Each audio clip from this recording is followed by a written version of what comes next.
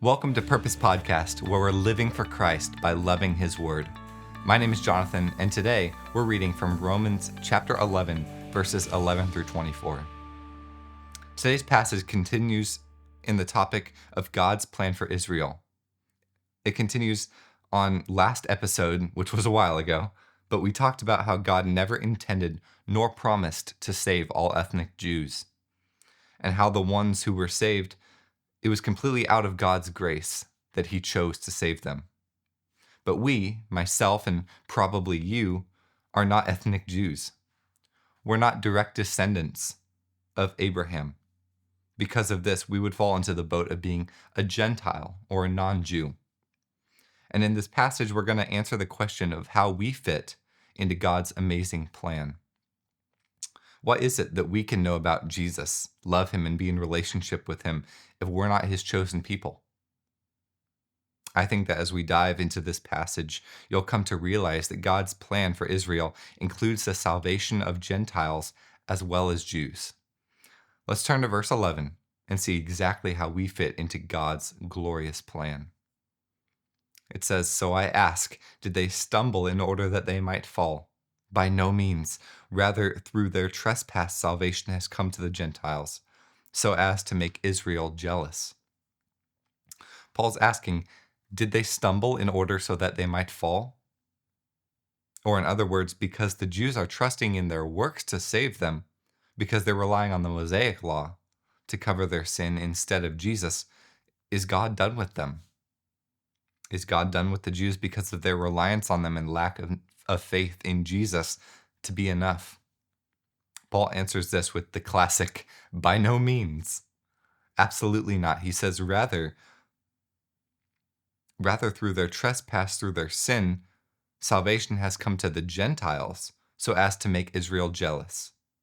Remember from the book of Acts, chapter 3, verse 26, and from what we've studied in Romans, salvation came to the Jews first, not the Gentiles. But God has a different plan for the Gentiles. God used Israel's rejection of the gospel to bring salvation to the Gentiles. Wow. Let me read that again. God used Israel's rejection of the gospel to bring salvation to the Gentiles. God's plan is so much greater and so much larger than we can ever imagine, isn't it? He takes what the enemy meant for evil and He turns it for good. Only God. Moving on, verse 12 says, "Now if their trespass means riches for the world, and if their failure means riches for the Gentiles, how much more will their full inclusion mean?"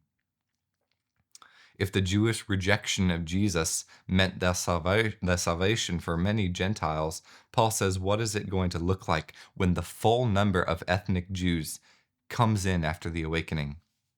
It's going to be amazing. God has a plan. Is this becoming more clear to you? Well, there's more.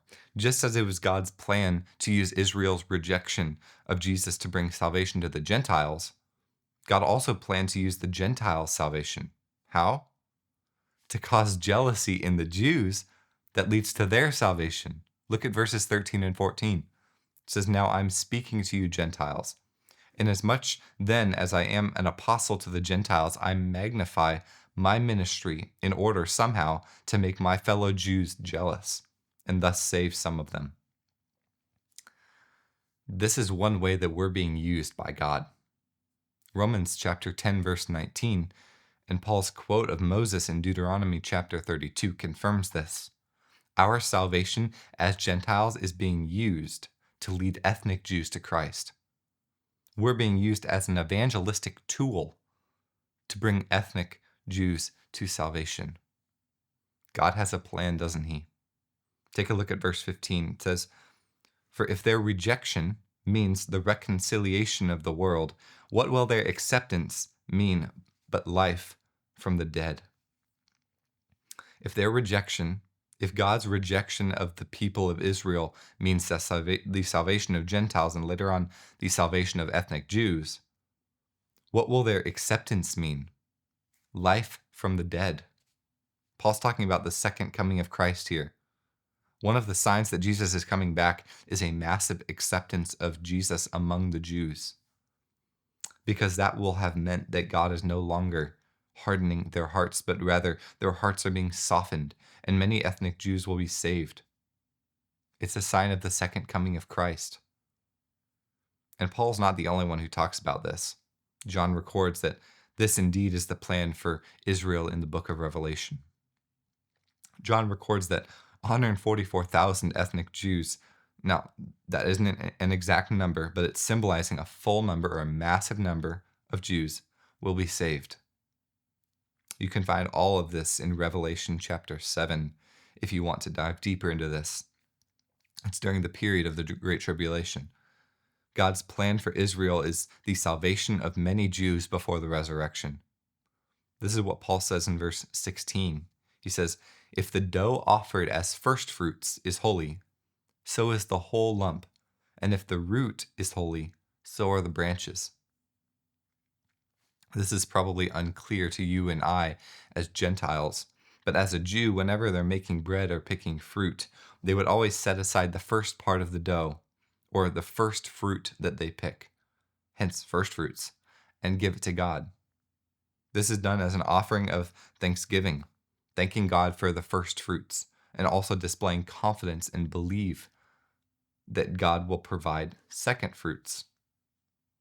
What is the first fruit of Israel? It's Abraham, Isaac, and Jacob. It's all of the prophets who pursued God by faith. Paul's saying this: if those few people are offered to God as holy, then guess what? God's going to save more in the same way. God's going to do another work in the world where he saves even more Jews.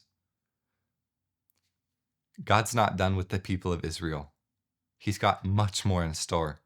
Remember that, and especially in this day when it's so controversial. But God's not done with the people of Israel. Now, the last part of the section we're covering today is application to us. What should we as Gentiles take away from Paul's writing about Israel? Paul gives an illustration of an olive tree. And if you're anything like me, you didn't grow up planting and tending to olive trees. So to help you understand Paul's analogy, I want to give a quick agricultural crash course on olive trees. Olive trees are planted like other trees. They grow, the roots grow deep into the ground, branches bloom from the stump into the tree with many branches, and eventually olives on the end of the branches. But much like other types of trees that bear fruit, some branches don't produce fruit, right? So what the person who tends to the olive tree would do is cut off the branches that aren't good, carve a little hole in the end of the branch where they cut from, and put a little piece from another olive tree that is good.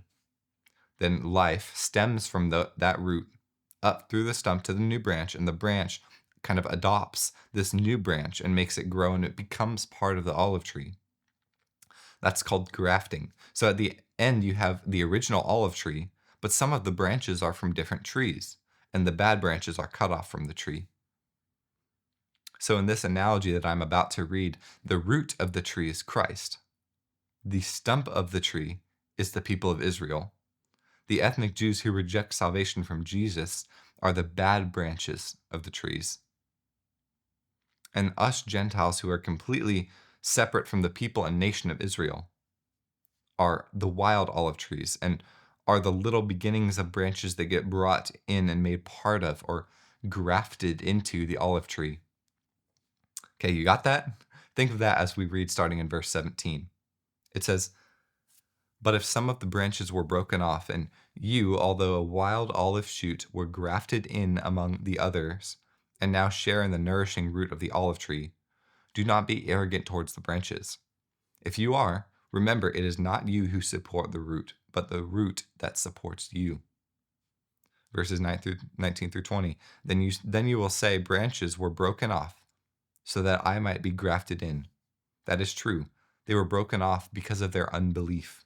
But you stand fast through faith, so do not become proud, but fear. Verse 21, "For if God did not spare the natural branches, neither will he spare you. Note then the kindness and severity of God, severity towards those who have fallen, but God's kindness to you, provided you continue in his kindness. Otherwise, you too will be cut off. Verse 23, and if they do not continue in their unbelief, will be grafted in, for God has the power to graft them in again. For if you were cut off from what is by nature a wild olive tree and grafted, contrary to nature, into a cultivated olive tree, how much more will these, the natural branches, be grafted back into their own olive tree? There's so much here isn't there? Salvation is for anyone, Jew or Greek.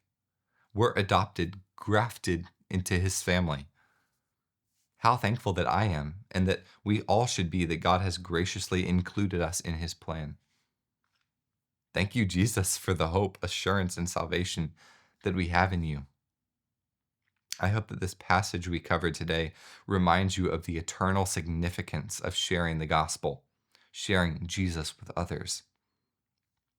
The ripple effect it can have when you evangelize. It's so cool when God gives us just a glimpse of what he's doing, isn't it? Let that encourage you as you go and make Jesus known to those who haven't heard. I pray that for those of you who listen to this podcast who have been changed, transformed by the saving power of Jesus, that you would be encouraged to go into that broken, fallen world and humbly share it with the broken, fallen people.